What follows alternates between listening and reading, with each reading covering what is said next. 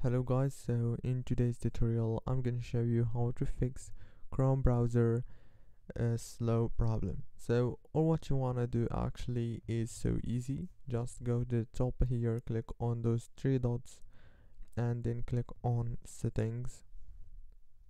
After that, all what you wanna do now is click on the system option and disable this option here,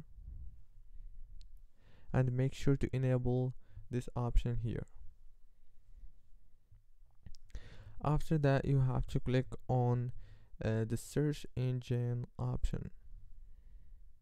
Click on manage search engines and search website.